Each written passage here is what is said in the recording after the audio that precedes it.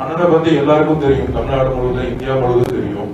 அதனாலதான் நேற்று வந்து பார்த்திருப்பீங்க, தேசிய கட்சியிலிருந்து ஆளுங்கட்சி வரைக்கும் அண்ணா பின்னாடி ஃபுல்லா இருந்துட்டே இருந்தாங்க. தேசிய கட்சியிலிருந்து ஆளுங்கட்சி வரைக்கும் அண்ணா பின்னாடி ஃபுல்லா இருந்துட்டே இருந்தாங்க. தேசிய கட்சியிலிருந்து ஆளுங்கட்சி வரைக்கும் அண்ணா பின்னாடி ஃபுல்லா இருந்துட்டே இருந்தாங்க.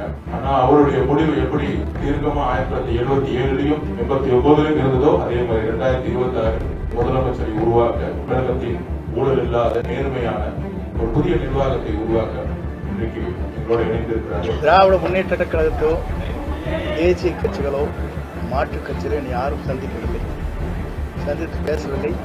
உங்கள் கருத்து மட்டும்தான் பேசியதாகவும் எங்கிட்ட படம் இருக்குதா காட்டுங்க. நானும் சேகர்பாபு பேசிட்டு ஒரு படம் வந்திருக்கேன், காட்டுங்க, கண்ணு காட்டுங்க. இல்ல இல்ல காட்டுங்க, நான் சொல்லிடுறேன் பதில. நான் யாரையுமே திராவிட முன்னேற்ற கழகமோ மாற்றுக் கட்சியோ பிஜேபியோ யாருமே என்னை அணுகவில்லை, யாருமே என்னை அணுகவில்லை, யாருமே என்னை அணுகவில்லை.